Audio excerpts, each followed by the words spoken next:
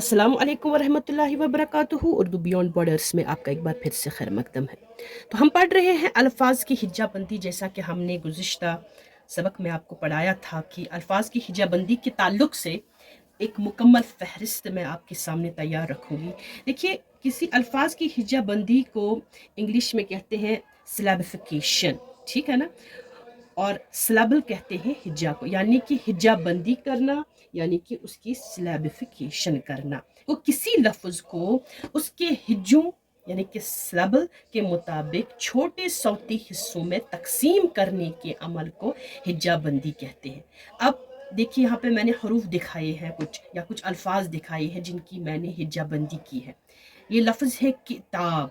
मैंने आपको बताया कि एक अलग आवाज़ है, ताब दूसरी आवाज़ है, तो दो आवाज़ें मिलके बन गया किताब।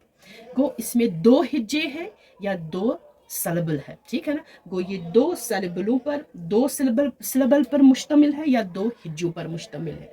गो इनके हम कहेंगे हिज्जा, ठीक है ना, या इंग्लिश में कहेंगे हम सिलबल।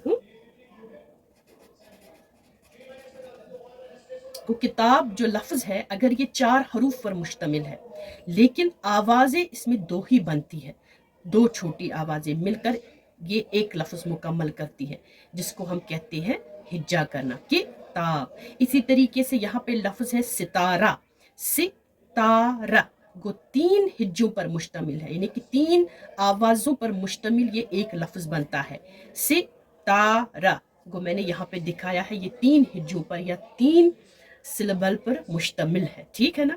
तो इस तरीके से हम किसी भी लफ्ज़ की सही अदायगी कर सकते हैं अगर हम ये जानें कि कौन सा लफ्ज़ जो है कितनी आवाज़ों पर मुश्तमिल होता है। अगर ये इस इल्म से हम इल्म हिज्जा से पूरी तरह वाकफियत हासिल करें तो हम आसानी के साथ जो है उर्दू को अच्छे से पढ़ा भी सकते हैं और ख़ुद भी हम अच्छे से पढ़ भी सकते हैं अगर हम ये इन आवाज़ों का इल्म जानें। देखिए, इसी तरीके से है बचपन, ये भी दो आवाज़ों पर मुश्तमिल है, बचपन। ये तो 4 हरूफ है, लेकिन हरूफ तो 4 है लेकिन आवाज़ें सिर्फ 2 बनती हैं, बचपन, ठीक है ना। गो ये 2 हिज्जों पर मुश्तमिल है, ठीक है ना, 2 सौती इकाइयों पर या 2 सिलेबल पर मुश्तमिल है। इसी तरीके से कलम, ये भी 2 आवाज़ों पर मुश्तमिल है। वतन, ये भी 2 आवाज़ों पर मुश्तमिल है। खबर, ये भी 2 आवाज़ों पर मुश्तमिल है। सड़क, सड़क, सड़क, ये भी 2 आवाज़ों पर मुश्तमिल है। बदन, बदन, ब छोटी आवाज़ निकलती है, एक सौती इकाई, दन तो दूसरी सौती इकाई मिलकर एक लफ्ज़ को बनाती है। वो 2 सौती, ये भी 2 आवाज़ों पर मुश्तमिल है। सवाल, सवाल, वाल एक साथ आपके मुंह से अदा होता है, वाल को एक साथ जब मुंह से कोई लफ्ज़ अदा हो तो ये एक हिज्जा बनता है, सवाल, सवाल। वो ये भी 2 हिज्जों पर मुश्तमिल है या 2 सिलेबल पर मुश्तमिल है। देखिए, आपको मैं ये बात ज़रूरी बताऊं कि हिज्जा बंदी में लफ्ज़ के हरूफ की तादाद या हिज्जों की तादाद एक जैसा होना ज़रूरी नहीं है।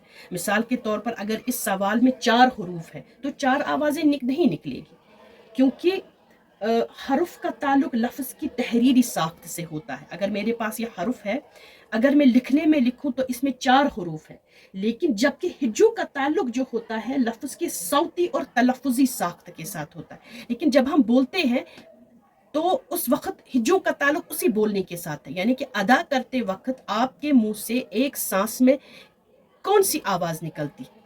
जब मैं कहूंगी किताब तो ये 4 हरूफ है, लेकिन आवाज़ें सिर्फ इसमें 2 आती हैं, कि और ताब। वो ये 2 हिज्जों पर, वो मैं ये कहूंगी हिज्जों का ताल्लुक सिर्फ और सिर्फ तलफ़ुज़ के साथ है, सिर्फ और सिर्फ मुंह की अदायगी के साथ ताल्लुक है, तहरीर के साथ नहीं है।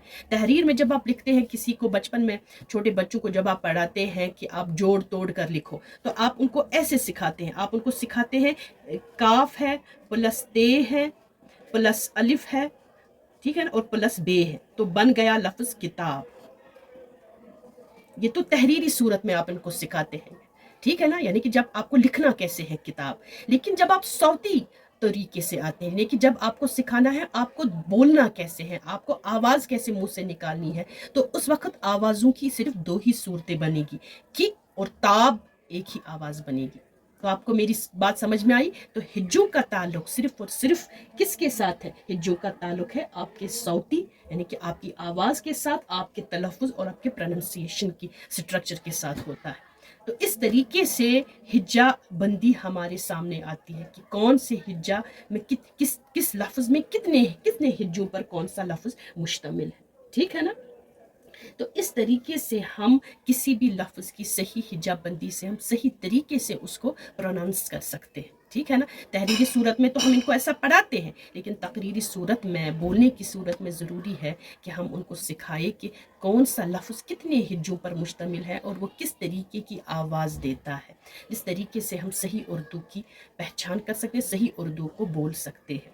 امید ہے آپ کو یہ لیسن بھی پسند آیا ہوگا کہ الفاظ کی ہجا بندی کیسے ہوتی ہے، اور ہم نے یہ بھی پڑھا ہے کہ الفاظ کے ہجا کے بنیادی اقسام کیا ہوتے ہیں، ٹھیک ہے نا؟ تلفظ کے اصول بھی اسی کے ساتھ جڑے ہیں، تلفظ گو پروننسیشن کے اصول، وہ بھی اس سے کچھ دور نہیں ہے۔ جب آپ الفاظ کی ہجا بندی صحیح طریقے سے سیکھیں گے تب آپ کو تلفظ کے اصول بھی خود بخود سامنے آئیں گے۔ تلفظ کے اصول ہی یہ ہے کہ تلفظ جو ہے مشتمل ہوتا ہے چھوٹی چھوٹی صوتی اکائیوں پر، اور ان اکائیوں کو جب ہم جوڑتے ہیں تو ایک اس طریقے سے آواز نکلتی ہے، ٹھیک ہے نا؟ تو آج ہم نے یہ الفجے کی بنیادی اقسام یا الفاظ کی ہجا بندی اور ساتھ ہی تلفظ کے اس میں جو اصول بنتے ہیں وہ بھی ہم نے سیکھا۔ امید ہے آپ کو یہ سبق پسند آیا ہوگا اور آپ نے اس سے ضرور کچھ حاصل یا سیکھا ہوگا۔ اگلے سبق میں آپ کے ساتھ پھر ملاقات ہوگی، تب تک کے لیے دیجیے اجازت۔ اللہ نگہبان۔